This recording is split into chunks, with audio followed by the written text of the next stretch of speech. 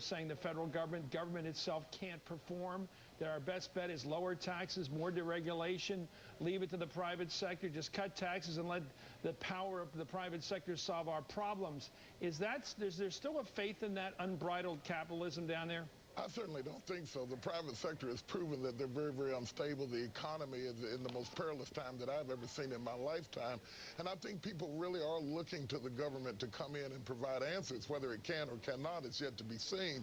But I think we're in a critical position right now where people are beginning to understand that it's not so much capitalism, though that is a problem. The reality is excessiveness that has really gotten out of control in this country, and big spending has gotten us into a real dire strait right now. And I really think we're looking to leadership right now in an unprecedented way. That's why this election is so passionate on both sides of the issue, because we have two strong leaders with two different ideologies before us, and we have a real choice for the first time in many, many years of really viable candidates. You know, check me on this, Bishop. Oh, go ahead. Go ahead, Chief. I was going to ask Bishop Jakes, you've been very careful and I think very smart to run Potter's House, your ministry, in a nonpartisan way, not allied with the Democrats, not allied with the Republicans. But what replaces political parties then as a way of people to affiliate themselves with a philosophy or a way of going forward now? If not a specific personality, what replaces that party affiliation, do you think? For me, my big message to our congregation and all those with whom I have influence is not necessarily to tell them who to vote for or how to vote, but to encourage them to vote, to become concerned with the voting process, empowering the people to understand that their voting makes a difference. And this election is certainly proving the unprecedented amount of people who are coming out, proves that these people do feel empowered, that their vote really does count and it's going to make a difference. Instead of just aligning with a particular party or person, we really need to examine issues one by one and piece by piece. And I really think that the message that's going to come after all of the smoke settles from this election, regardless of who ends up in the White House, is that America is changing, its demographics are changing. Both parties are going to have to be much more sensitive to minorities than some have been previously. If anybody's game is up for grabs and it is no longer business as usual, I think we're going to have to go back into our tents and camps, whether you're Republican, particularly Republicans, but also Democrats as well, and re-strategize, because it is not the same old rhetoric that it was 10 years ago. It's a new day, there's a new sheriff in town, and we need new ideas if we're going to be competitive today. Okay, Bishop, we'll be back with you later. I want your views on the power of Katrina politically over the last couple of years. I have a sense that that was a real change issue, that event. It changed our views about the role of government, about the sensitivity of this administration to African Americans, and the sense that there was a lack of someone at the switch, someone controlling events, and that, I think, hurt the Republicans badly. That's my hunch. I want you to check me on that when we come back. Keith. Chris, we're getting some reports on what will be, according to Senator McCain, his last statement on the campaign trail to his reporters covering him along the final flight of the Straight Talk flight, airlines, what have you. We have a piece of tape of that, then a couple of developments related to it with some interesting terminology used. Let's hear the tape first. Well, my friends, this is our last flight on this airplane together, and so I just wanted to stop back. Yesterday, I know, was really a fun day with starting out at the crack of dawn and ended up at 2 a.m. We went 3,700 miles yesterday. We've had a great ride. We're looking forward to the election results tonight, and I'm feeling good, feeling confident about the way things have turned out. We've had a great ride, had a great experience, and it's full of memories that we will always treasure, including the last one up there in Colorado, where people were so warm, and the enthusiasm, as you have seen in the rallies, has been really quite remarkable and quite heartwarming. So we've spent a lot of time together. Some have been together for almost 2 years. Others, those are the ones that rode around in the van with us and on the 3999 flight to Manchester. So anyway, we've had a great time. I wish you all every success, and look forward to being with you in the future. Thanks very much. We have a result out of South Carolina now. John McCain, the projected winner of South Carolina, and it's 8 electoral votes.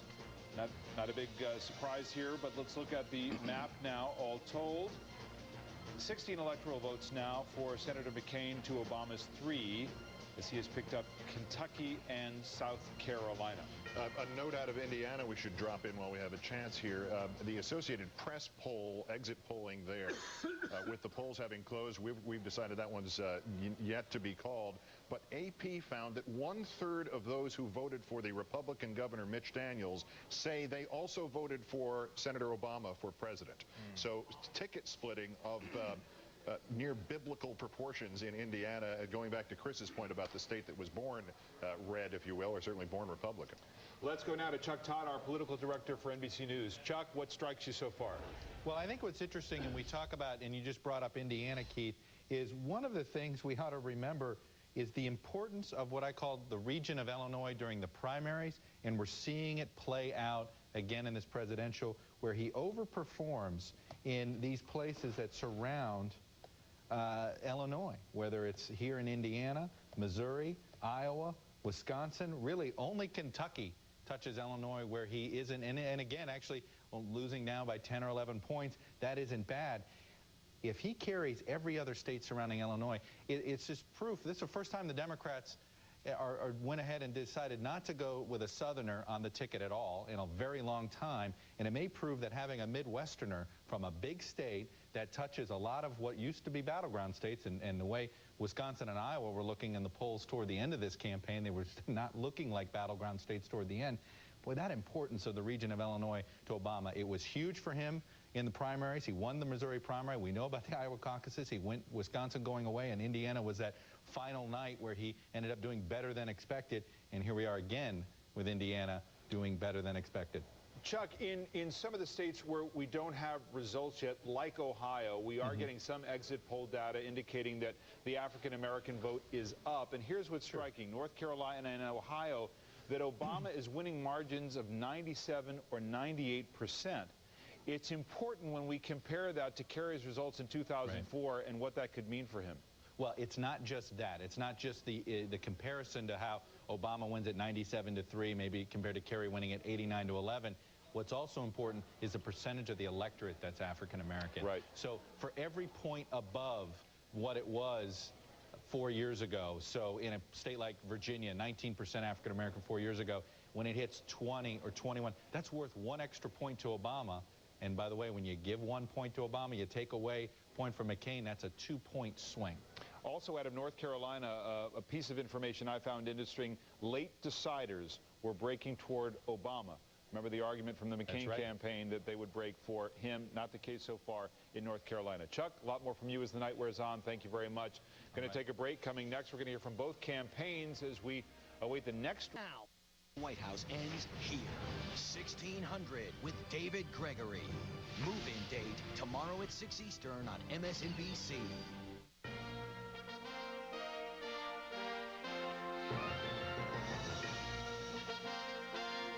Coming up on some big poll closings coming up at the top of the hour. We'll have news for you then. Ken Blackwell was Ohio's Secretary of State. He is a Republican and supports Senator McCain for president. Mr. Blackwell, welcome. Hey, good to be with you. What is your feeling about Ohio tonight? And I point you to some exit poll information that cannot be encouraging for Senator McCain. Among non-college educated whites, it appears that Obama is losing by a smaller margin than did Senator Kerry. The African-American vote is up in your state, and it looks like Senator Obama is carrying 98% of that. Oh, absolutely. And I think that when it all shakes out, he will carry anywhere from 96 to 98% of the African-American vote. Those who watch Ohio will look at the western side of the state and the southeast, where Hillary Clinton did well.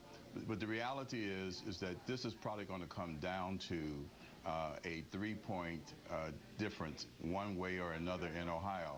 I believe that quite naturally, if McCain loses Ohio, he loses the race. There's no way that you can put them together. What is decisive there tonight? We're looking at our exit polls that show not only does the country think that voters think the country's off on the wrong direction, but the economy in Ohio and other states is dominant. Will that be decisive tonight? Well, I think you're absolutely right. The economy is decisive, and I think Senator Obama has really run an interesting campaign rhetorically.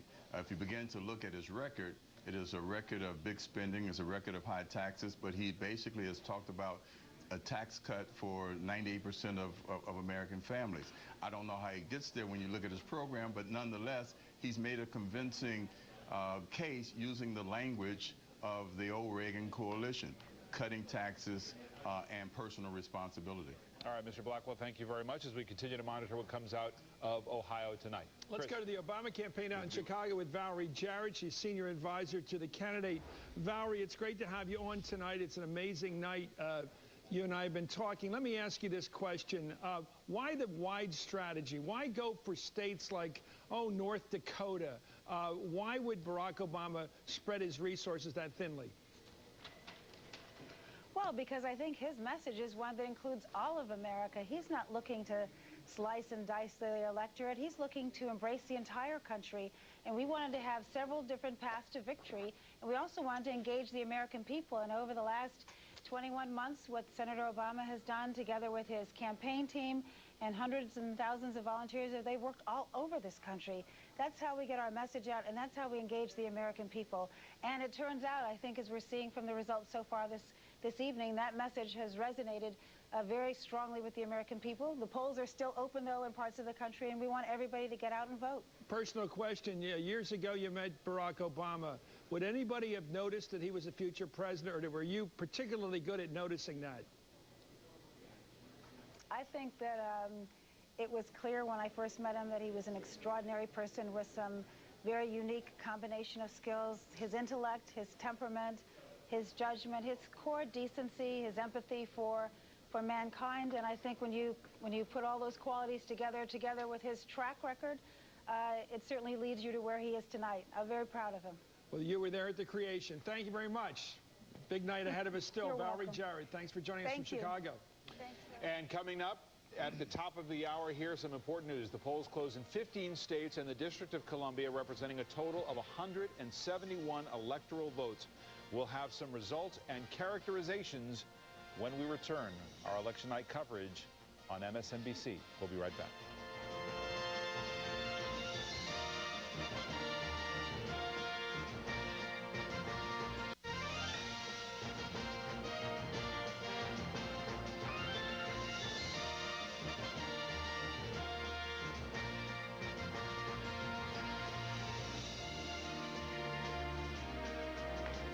At 8 o'clock Eastern Time, we have some important results for you to report.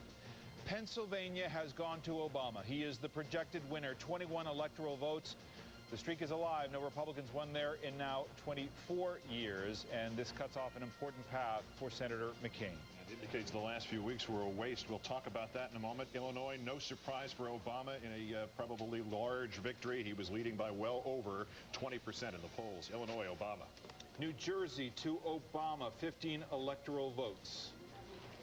No surprise in Massachusetts, which has been leaning all the way for Obama and is now his and its 12 electoral votes by NBC News projections. Massachusetts to Obama. McCain on the board again in Tennessee, the projected winner with 11 electoral votes. Maryland, another likely state going in and providing 10 electoral votes for Barack Obama, as projected tonight by NBC News as the polls close there right now. And in Oklahoma, another victory for McCain, according to the projections, 7 electoral votes for McCain. Nothing in terms of margins on any of these yet, but Connecticut going solidly, we're understanding, for Barack Obama. Our NBC News projection there that Connecticut's 7 votes will go into the Democrats' camp. And this, New Hampshire goes to Obama. He is the projected winner of 4 electoral votes. This is the state that had a love affair with John McCain, but it stays in the Democratic column tonight. And as New Hampshire goes, so goes Maine this time around, at least as the polls close in that state at 8 o'clock. It's 4 votes we project go to Barack Obama for the presidency of the United States. And Delaware as well for Senator Obama tonight, the home state, of course, of his running mate Joe Biden. 3 electoral votes for Obama. And it merits mention, it was no surprise. In the polls, it was Obama 82, McCain 13, D.C. Obama the projected winner in the District of Columbia. And so here we are. This is a look at the national vote.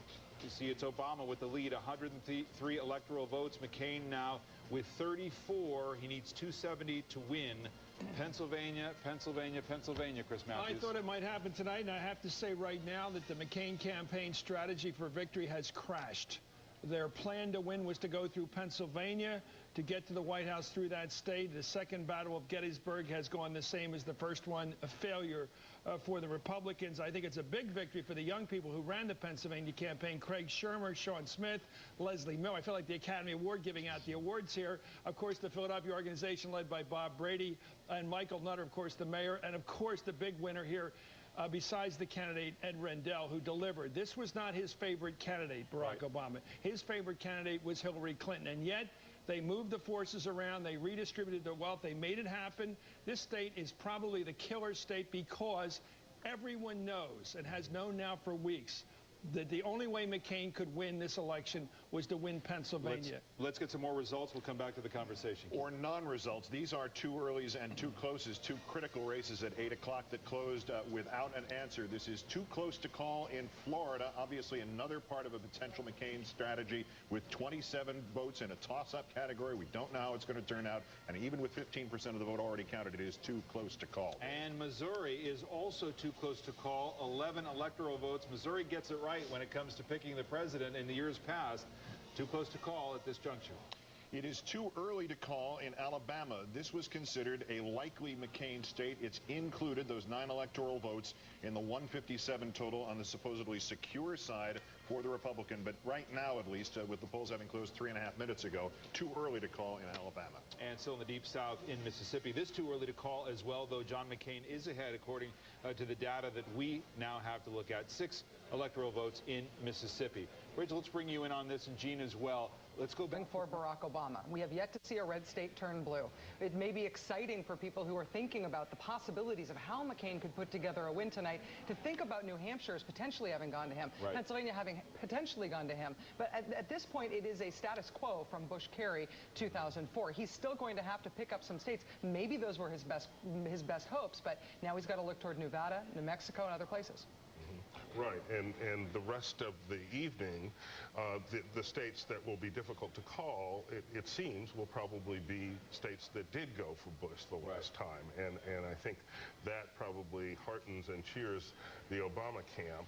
Pennsylvania was huge. I mean, if the McCain people really believed that if John McCain was going to be president, they were going to win Pennsylvania because they anticipated losing some Bush states, particularly out in the Mountain West. Can I bring up something else? Our friend and colleague Ron Brownstein sending some information. The second wave of some of the exit poll data we're getting is holding up this class inversion idea. That is, that the upscale, downscale reversal is holding up. Nationally, it has Obama at 41% among non-college whites. That's up from John Kerry by 3 points, and all the way up to 49% among college plus. In other words, people who had college or more than college among white voters. That's up 5 from Kerry. Yeah, you can see it geographically in Pennsylvania and counties like Montgomery County, a highly educated county where Sarah Palin just didn't work. Sarah Palin scared the bejesus out of a lot of pro-choice women in that state. Is that all right to say the bejesus? I don't know. I always say that. That's on a mild scale right now, pending a Supreme Court ruling. Okay, well, let me continue here, even though I said that. You know, I think that you're seeing it's class, and it's, of course, I'll say this again, I think people who have 4 years of college feel very socially and economically more confident than people that don't. And they, in the suburbs, they may have a bit of finer attitudes about politics or whatever, maybe more grander, more public-spirited. But I'll tell you, there's a lot of people in Western Pennsylvania, and we'll see this when we go through the entrails, are pro-gun, pro-Second Amendment, pro-life. It's going to be very tough out west in Pennsylvania as we get the information. I'm waiting to see the results in Jack Murtha's district. I'm waiting to see the results in Kanjorski's district up in Luzerne County. It's going to be really tight there. Now, Eddie Rendell has been able to win that state by winning in the southeast and in Allegheny County. But I'll tell you, the culture of this country, you can look at this half full, half empty. Some people are ready for change, and change is a good word for it. For some people, change is a bad word. Change has been bad for a lot of people in Pennsylvania for 50 years. They've seen factories close and rust. They've seen their kids go away to New York and Washington and away from home. They've seen the money go to the South. They've seen labor have problems. Change isn't always a good word to a lot of older people. And so Barack's going to have to prove himself to this older generation of Rust Belt state people, if you will, that he can deliver for them, and he's going to have to do it in a couple years. Right. I think I should correct myself earlier. We talked about Pennsylvania. A Republican hasn't won since 1988, correct? So I said it was 24. So it's 20 years that streak is held up, right? Yeah. If it's projected for Obama tonight. How does the Republican win without winning Pennsylvania this year? Do you see a path in here? No, Rachel's caution is well taken. This strategy has crashed. The whole strategy was to win blue states to make up for the inevitable losses among the red states, which will be manifest tonight. They laid out the strategy months ago. Steve Schmidt, on the phone with me, said we will win New Hampshire. They're not going to win New Hampshire. They gave up on Michigan. That outpost fell weeks ago. Yep. Pennsylvania was dependent on one thing, and let's be fair about this. As Eddie Rendell said, the governor, you can't retail Pennsylvania. It's part of the national pool. As long as the water line was so low for them nationally, they weren't going to make up for it by shaking 10 million hands in Pennsylvania. And so they tried very hard, and he gave them credit for that. But in the end, Pennsylvania is fairly emblematic of the country. Let me bring in Morning Joe, Joe Scarborough. So far, we have to point out, Joe, that John McCain has not lost a red state. No, he hasn't. I want to follow up with Keith's question here. Are you ready for this? Write this down. Yep. The thread becomes thinner and thinner by the second. Right. Keith, if you hear John McCain losing Indiana or Ohio or Florida or North Carolina or Virginia or Missouri or Nevada, or he can pick New Mexico or Colorado. If he wins one of those two, the thread snaps. If he wins those states on either New Mexico or Colorado, he's at 270. If he loses one of those states, Katie, bar the door, it's over. The thread snaps. That's what happens when Pennsylvania, what I've called fool's gold for Republicans for 20 years now. It is. It's fool's gold. They think they're going to win the suburbs of Philadelphia every 4 years. They're not going to do it so long as the epicenter of this party is in the southeast. So, so that's where we are right now. The thread very thin at this point. All right, Joe Scarborough, we'll get more from you as the night wears on. Howard Dean. Howard Dean is the chairman of the Democratic National Committee, and he joins us now. Governor, how do you like how the night's playing out thus far? So far, so good. You know, Barack ran with a message of bringing America together, and I think he's made a good start on it. We've got a long way to go tonight, but there's still a lot of people out west that haven't voted yet, and we want to make sure they get out there and get themselves to the polls, because this is a time for real change in America. What demographically are you seeing in the exit polling that speaks to this question of the kind of coalition that the winner will put together? What are you seeing in that demographic information that you find encouraging for the party? Well, the thing I think is most encouraging is across the board, we're doing better than we did in 2004. Every kind of American. You know, Barack wants to be the president of all Americans, including those who disagree with him. And we're doing better among every group of Americans compared to where we were in 2004. And I think that's really great. And I think that's, for me, that's, at this point, before we know who the winner is, that's really the most wonderful thing about the night, is that America is coming together so far around the vision that Senator Obama has painted for this country. We have some numbers, Governor, out of the exit polls in Pennsylvania. I'm sure you've seen similar numbers, if not these exact same ones, that Clinton primary voters broke in favor of Obama in Pennsylvania, 81-19, that he won white voters 50-49. The margin among white voters without college degrees was 54-45, McCain, so pretty close on that. And he won white voters with college degrees 54-45. This speaks to what you're talking about, obviously, in terms of appealing to various demographic groups. Does it, in fact, is it a bellwether for projections in those demographic groups among the rest of the states of this country? Well, we're going to find out in a couple of hours. But that's exactly what I'm talking about. You know, a lot of pundits are going to say, well, this was a big youth turnout and a big African-American turnout and a big Hispanic turnout, and that's great, and we certainly welcome that. But I think the real news here is how much Barack Obama has been able to bring this country together. Now, you know, we haven't won this yet, and we've got a ways to go, and the